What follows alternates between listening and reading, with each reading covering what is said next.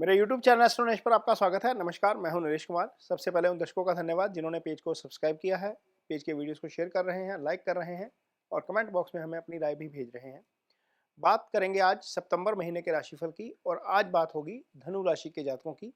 धनु राशि के जातकों के लिए सितंबर का महीना क्या लेकर आया है, कारोबार के लिहाज से, नौकरी के लिहाज से, इनकम के लिहाज से, मनी के फ्लो के लिहाज से, आपकी सेहत के लिहाज से, रिलेशनशिप के लिहाज से या फिर स्टूडेंट्स के लिए ये महीना कैसा रहेगा, इस पर चर्चा करेंगे। लेकिन सबसे पहले ये बताएंगे कि आपकी कुंडली में ग्रहों का गोचर जो है वो किस तरीके से रहेगा सितंबर महीने में और उस गोचर का आपके ऊपर क्या असर होगा। तो ये जो कुंडली आप लगी हुई देख रहे हैं, ये धनु लग्न की कुंडली है या धनु राशि की कुंडली कह लीजिए, धनु राशि की कुंडली है और ये 1 सितंबर के दिन की कुंडली है। तो 1 सितंबर के दिन आपकी कुंडली में चंद्रमा तीसरे भाव में रहेंगे, शनि तीसरे भाव में गोचर कर रहे हैं, ये शुभ गोचर में होते हैं। सो शनि का गोचर आपके लिए शुभ चल रहा है।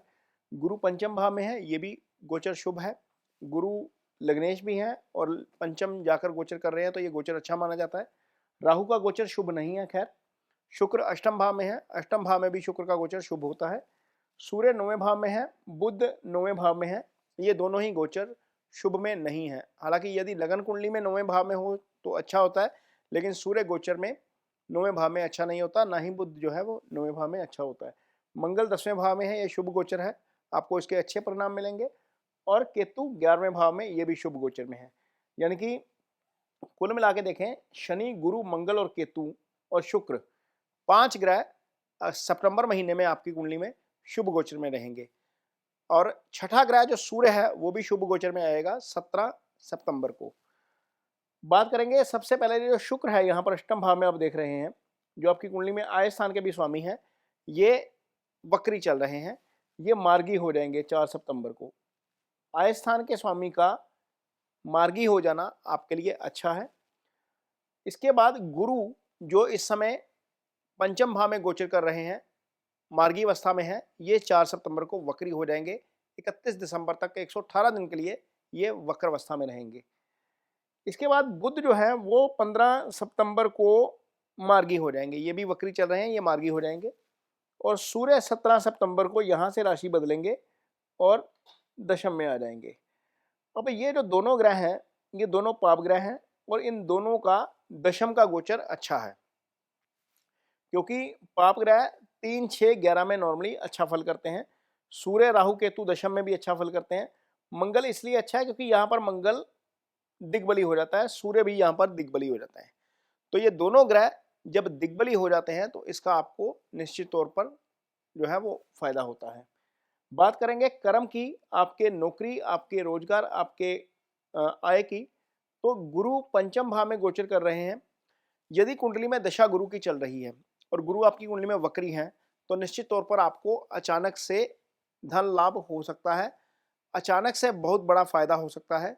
क्योंकि यदि नेटल चार्ट में ग्रह वक्री है, यानी कि आपके अपने कुंडली में वक्री है और ट्रांजिट में भी वो वक्री हो जाए, तो वो वक्र अवस्था में उसका चेष्टा बल बढ़ जाता है। और दशा यदि गुरु की चल रही है तो गुरु लगन का भी स्वामी है और सुख स्थान का भी स्वामी है। इसका मतलब है कि इस अवधि के दौरान, सिर्फ सितंबर नहीं, 4 महीने की अवधि के दौरान आप जो है वो प्रॉपर्टी भी खरीद सकते हैं और आपके लिए कार या कुछ और लग्जरी का भी जो है वो योग बनता है। तो ये डिपेंड करेगा कि आपकी कुंडली में गुरु वक्री है या मार्गी है। और गुरु की दशा यदि चल रही है तो भी आपको उसका अच्छा फल मिलेगा, क्योंकि गुरु की एक दृष्टि सीधी राशि के ऊपर है, अपनी ही राशि के ऊपर, जो मूल त्रिकोण राशि है गुरु की, एक दृष्टि पड़ रही है यहाँ पर गुरु की धन स्थान के ऊपर। गुरु पंचम के भी कारक हैं, गुरु आय स्थान के भी कारक हैं, गुरु धन स्थान के भी कारक हैं। हालांकि धन स्थान के ऊपर गुरु की दृष्टि नहीं है, लेकिन यदि दशा चल रही है तो जिन चीज़ों के वो नैसर्गिक कारक हैं उनका आपको अच्छा रिजल्ट डेफिनेटली मिलेगा। आय और धन और पंचम, इसके साथ साथ भाग्य स्थान के भी कारक गुरु होते हैं। जब गुरु यहाँ पर बैठते हैं तो भाग्य को भी एक्टिव कर देते हैं, ये भी गुरु का अपना भाव है, गुरु इस भाव के भी कारक होते हैं। तो सितंबर महीने में भाग्य का भी साथ मिलेगा, आय भी बढ़ेगी, धन में भी वृद्धि हो सकती है और आपका अपना टेम्परामेंट भी ठीक रहेगा, क्योंकि चंद्रमा के ऊपर गुरु की दृष्टि आपको जो है वो थोड़ा सा कूल बना देती है। कूल इन द सेंस कि आप जल्दी रिएक्ट नहीं करते किसी चीज़ के ऊपर, आप थोड़ा सा विजडम के साथ काम लेते हैं, ये गुरु की एक क्वालिटी होती है। गुरु पेशेंस दे देते हैं व्यक्ति को, तो ये चीज़ें आपको फ़ायदा देंगी। यहाँ पर जब मंगल है और सूर्य है, सूर्य करियर के कारक ग्रह हैं। मंगल यहाँ पर आकर दिग्बली हैं। मंगल आपको काम करने की पूरी एनर्जी देंगे। सितंबर महीने में आप देखेंगे कि जो भी आपको काम मिलेगा, भले ही आपका कारोबार है अपना, भले ही आप नौकरी कर रहे हैं, वहाँ पर आप एग्जीक्यूशन जो है वो बड़ी एनर्जी के साथ करेंगे। आपको लगेगा कि पहले ये काम निपटा लें, बाकी काम बाद में होगा। तो ये काम और आय के लिहाज से स्थिति आपके लिए बेटर नज़र आ रही है धनु राशि के जातकों के लिए। आगे बात करेंगे कि आपकी कुंडली में रिलेशनशिप कैसा रहेगा। तो सप्तम भाव जो है वो शादी का भाव है। ये मैरिड लोगों की बात करेंगे तो यहाँ का स्वामी बुध जो है भाग्यस्थान में गोचर कर रहे हैं, लेकिन ये गोचर अच्छा नहीं है। हालांकि वक्री से मार्गी हो जाना 15 सितंबर के बाद वो स्थिति अच्छी हो जाएगी। इस भाव के ऊपर केतु का एस्पेक्ट नजर आ रहा है।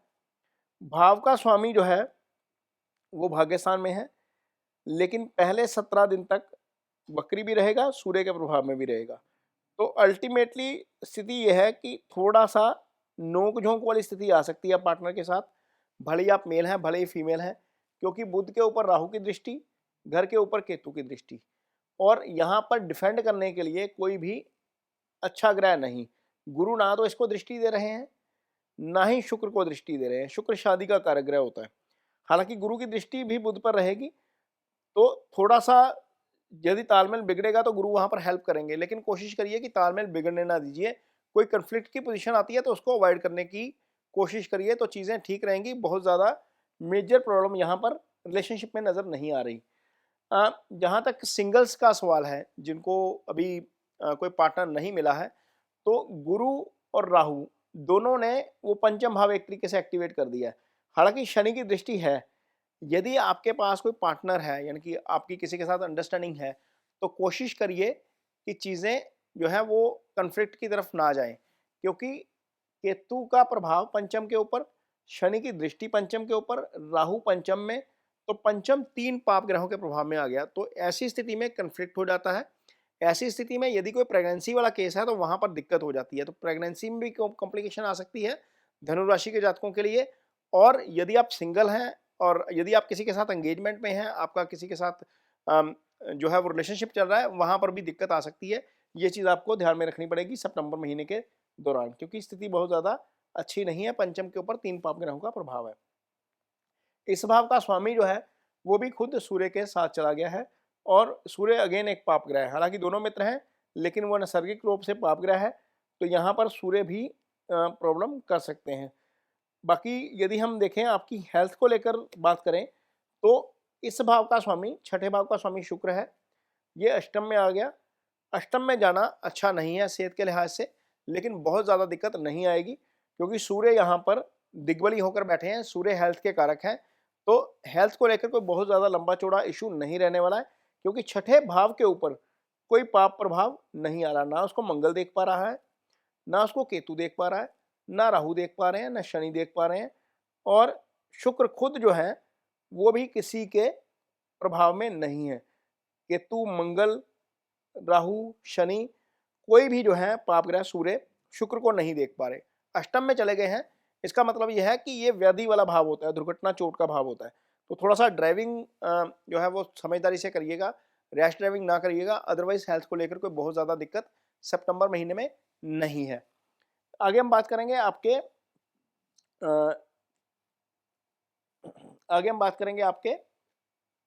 स्टडीज़ की। तो पंचम भाव से हम हायर स्टडीज़ देखते हैं। पंचम भाव में गुरु का गोचर है, ये शुभ है।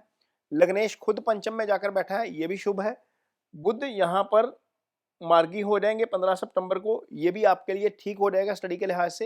एकेडमिक एजुकेशन के कारक बुध हैं, और आपकी कुंडली में जो प्रैक्टिकल नॉलेज होती है, जो नॉलेज आप आउट ऑफ स्कूल या कॉलेज हासिल करते हैं, काम से हासिल करते हैं, वो गुरु से आती है सारी।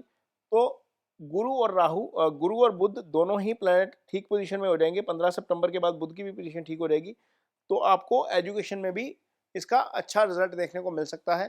किसी मनपसंद कॉलेज में आपको एडमिशन मिल सकता है जहाँ पर आप ट्राई कर रहे हैं, या मनपसंद कोर्स में आपका दाखिला हो सकता है। तो अपने कोशिशों को जो लगातार जारी रखें।